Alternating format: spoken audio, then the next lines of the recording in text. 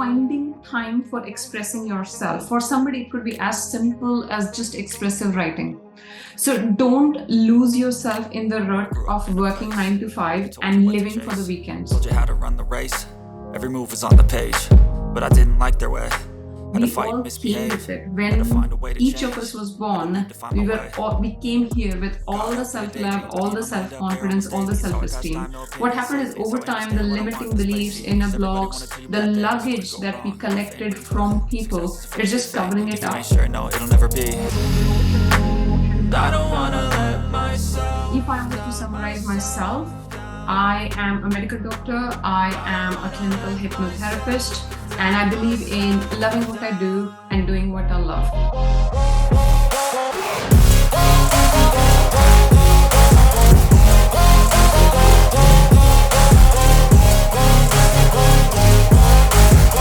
Hi, I'm Obehi the author of the storytelling series for small businesses and content creators.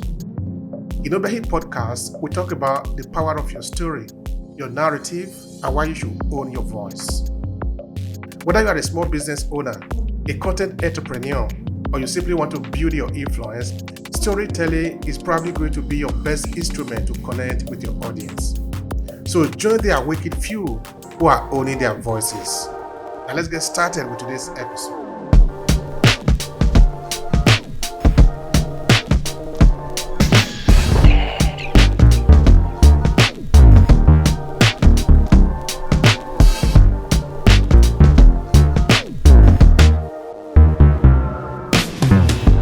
So I have been a medical doctor in the UK for 10 plus years now, and I had a personal struggle. I had postpartum depression.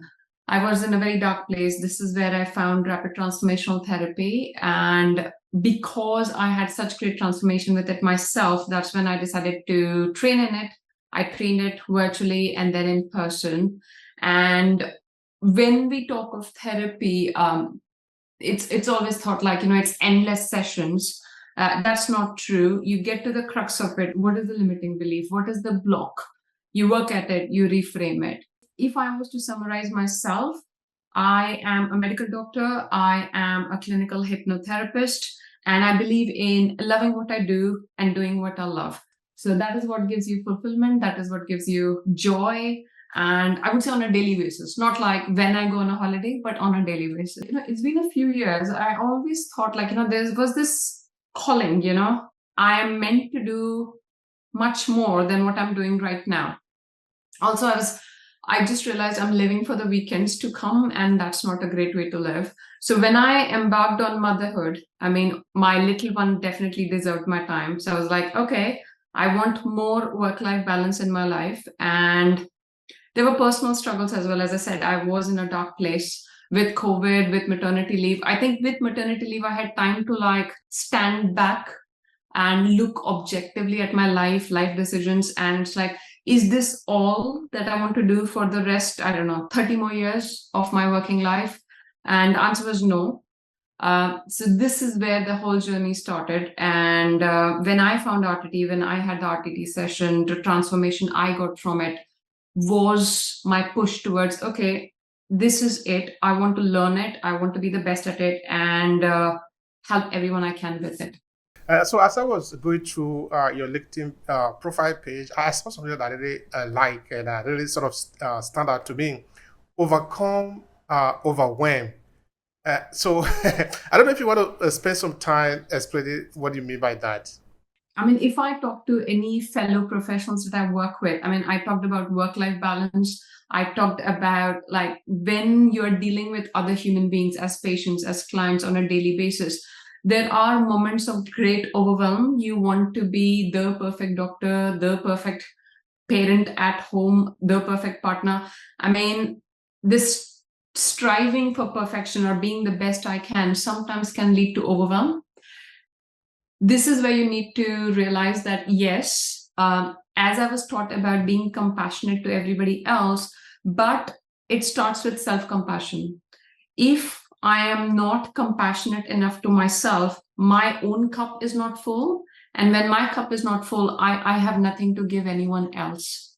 So this is where overcome overwhelm came in. And I would also like to talk about very succinct exercises, few that I do on a daily basis. My favorite is the self-love mirror exercise. The first thing I wake up in the morning, I'm brushing my teeth and I'm looking at myself in the eye. So Ruchi, I love you truly, deeply, unconditionally. I love and accept all parts of you, and I'm so proud of all the challenges you have overcome. Sounds simple, but that creates an enormous shift in my day, and I highly recommend it to everyone I meet, in profession, outside profession, friends, family, everyone. That's great. That's great. So that's great for that. So you are sort of spreading the gospel, no? Almost. As I said, it sounds so simple, but there have been few reactions. Like recently, somebody told me like they almost felt dizzy when they said that because it felt so unreal. So what I'm really trying to convey here is self-compassion, because everybody said, you need to be a nice person, you need to be very kind and loving to everybody around you. Unfortunately, I don't know how many people have ever been told you need to be loving and compassionate to yourself first. So yeah, I'm a firm believer of that. You need to really, really be compassionate to yourself. That does not stop your self-improvement. You can still keep striving, growing, learning, but you come from a place of compassion rather than judgment. As we were talking before, you made mention of work-life balance. Do you want to help people understand what you mean by that, or maybe how they should approach that, as it were? So when I say work-life balance, first of all, work is great. Try and find out what is your calling. When I say calling, simply, what is it that brings you the deepest joy? It could be different for different people. Anything, pottery, drawing, writing, art, acting, anything could range from just about anything. I'm not asking anybody to make it a career straight away, but I'm really saying finding time for expressing yourself. For somebody, it could be as simple as just expressive writing. So don't lose yourself in the rut of working 9 to 5 and living for the weekends. So for work-life balance, I'll just say simply, to get for one particular individual, for that particular person, right? Just think that you are left with 30 days of your life in this lifetime, and you are just about to write what is important for you. What is it that you really want to do that you haven't done yet? Okay. So again, this is not about any fear of death or any negativity. It just gives you perspective, taking you out of the rut of your daily run. This is my responsibility. I need to do this. So moving from I need to do this to I love to do this. So finding time for what gives you true joy, true fulfillment, find time for that. Maybe it starts with 1 hour a week, 2 hours a week, and then that can increase. Again, finding at least 20 minutes in the day for yourself. These 20 minutes are just your own. They belong to you to re-energize yourself. Practice a bit of deep breathing. Meditation, when I say, it's not sitting cross-legged and sitting there forever. Just centering yourself, grounding yourself, reflecting on your day, and just things that help you calm down. And what really works for me is expressive writing. So anytime you have mental clutter going on, you get it down on paper. That lifts the mental fog. Give yourself, I don't know, at least 10 to 15 minutes of daily exercise. Could be as simple as just going for a walk. Anybody who says they are busy, in the 24 hours, everybody has 20 minutes. So work-life balance does not mean that you're giving up anything. Work-life balance means that you're finding more time for yourself in the day. That is not selfish. When you become a better version of yourself, you can give more of you to everything: your job, your partner, your child, your work, your home, pretty much everything. And you're coming from a place of giving rather than from a place of sacrifice. From the people that you are working with, from your life, from your experience, why do you think people don't pay enough attention to themselves? Instead, they pay attention to other people. Like you said before, you read it in some places, or you are advised to always care about other people, but nobody actually tells you to care about yourself. So sometimes you are just like at a point as if you are not important until you are at a service to other people. But what I often say is that first, you're going to be useful to yourself before you can be useful to other people. Because if you are not useful to yourself, if you don't love yourself, how do you understand what the meaning of love is? You cannot just love other people and not love yourself. I think there is a kind of a mismatch there. So can you explain a bit about that?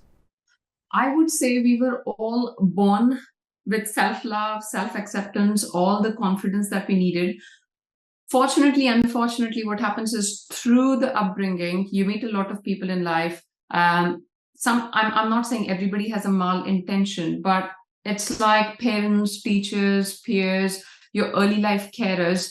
You kind of let in all the beliefs from them.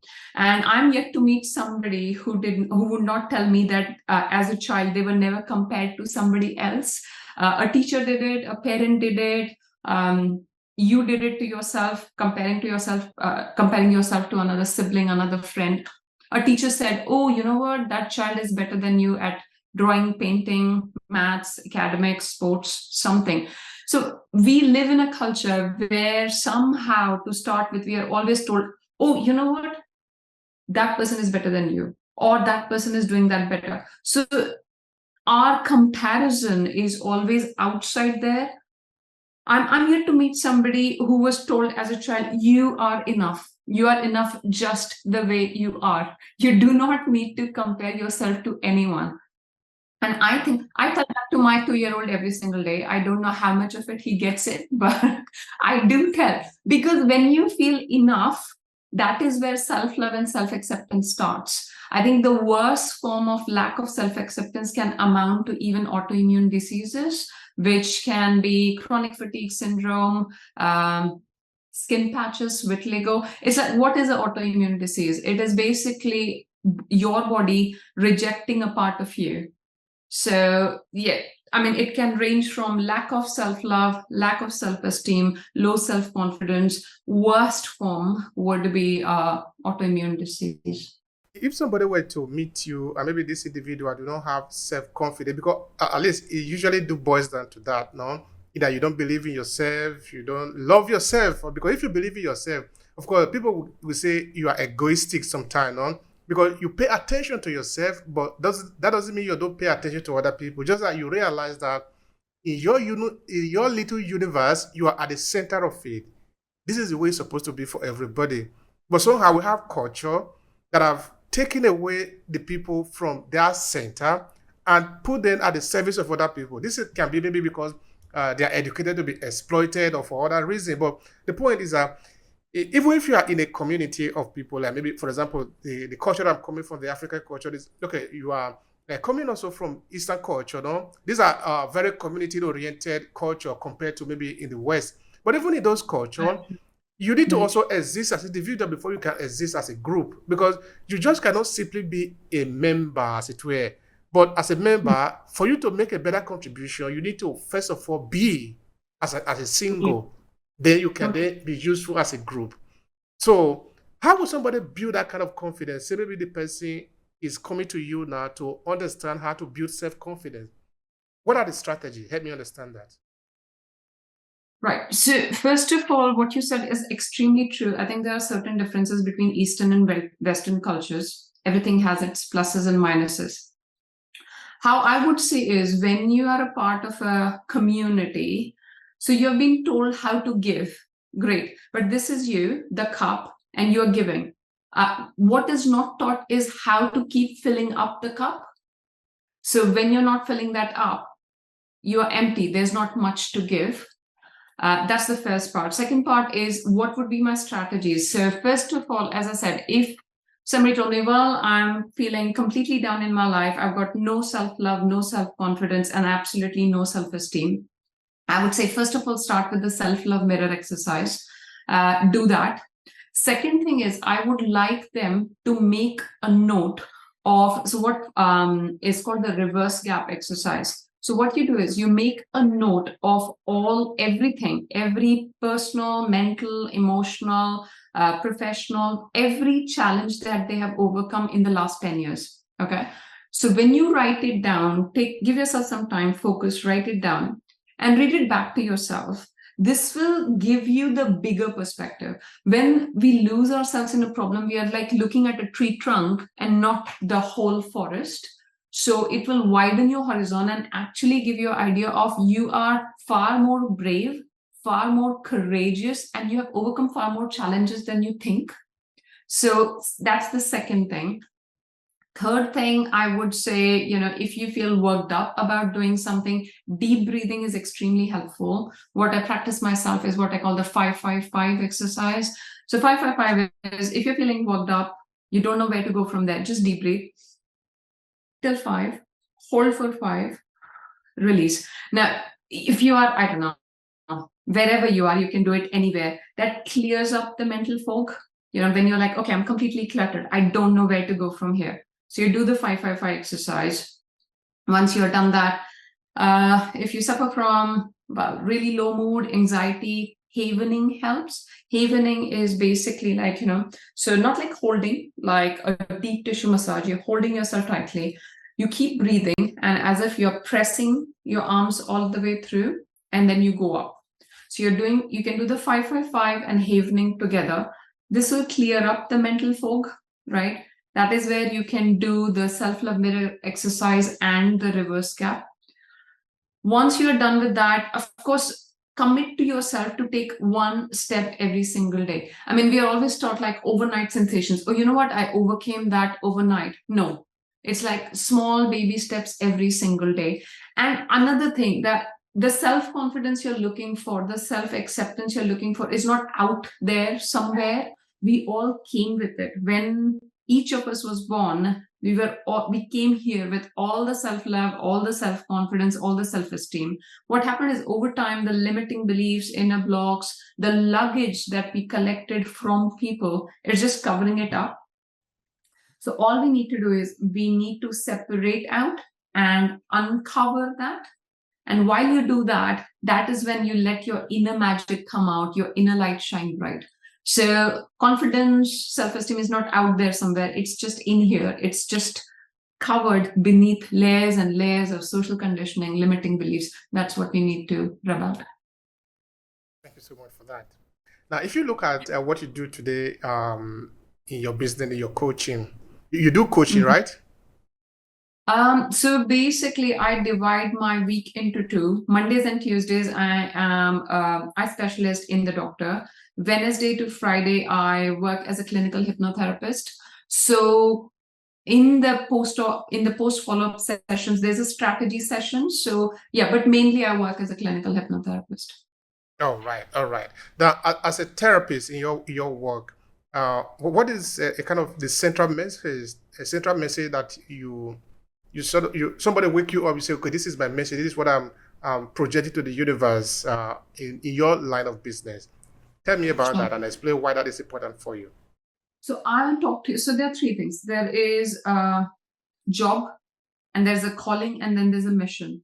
So what I feel most driven, I mean, I have had my own struggles with lack of self-love, lack of self-confidence and self-esteem. So I've been there.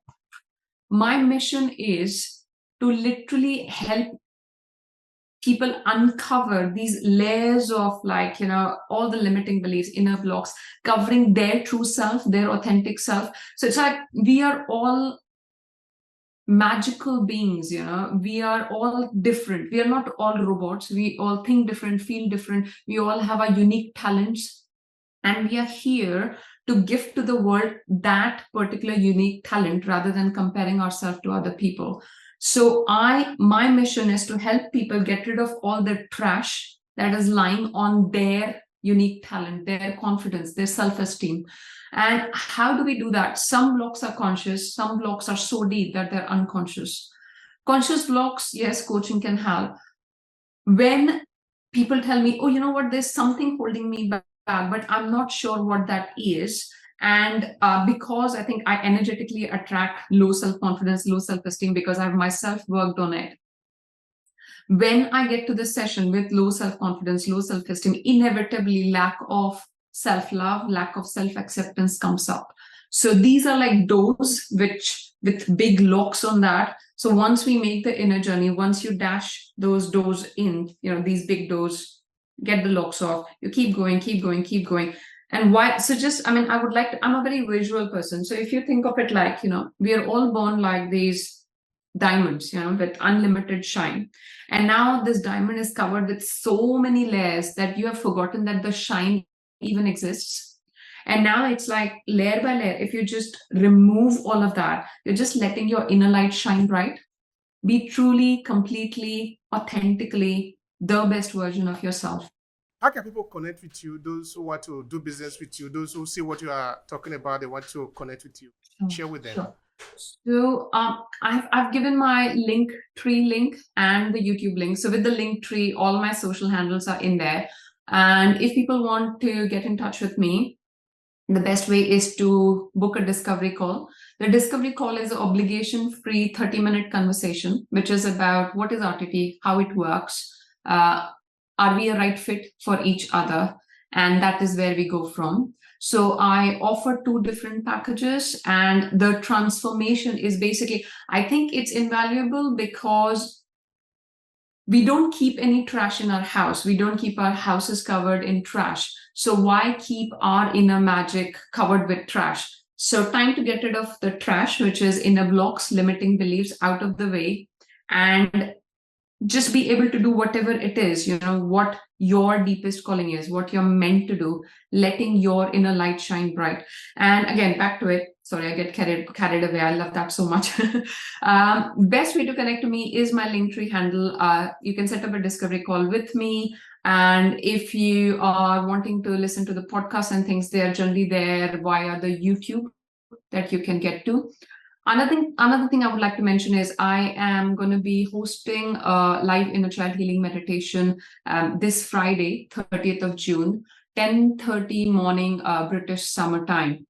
If you can make it live, amazing. If not, it is there recorded for you. You can get in touch with me. I'll be very happy to give the link as well. Thank you so much for that. I appreciate the time and I appreciate also the sharing. So what would be your final thought here to conclude the conversation very briefly? My final thought is keep your own cup full. Self-love, self-compassion. If your cup is not full, you cannot give anyone anything. There is nothing to give. So you cannot come from a place of sacrifice. There is nothing to give. So self-love, as I know, we are all like, think about other people. And especially when you talked about the East and the West, especially in, it's like, okay, everybody else comes before me. Let's put it this way. Self-care is not selfish. So give yourself the time, the love, the energy. And I think what is better than actually finding your true authentic self and living up to your highest potential? What is a better gift that you can give yourself? Thank you so much for that. I appreciate it. I really do. If you enjoyed this podcast, please subscribe so you never miss any of our future episodes. Rate and review Obehi Podcast and share with your friends who might need it. Thank you so much for listening, and talk to you in the next episode.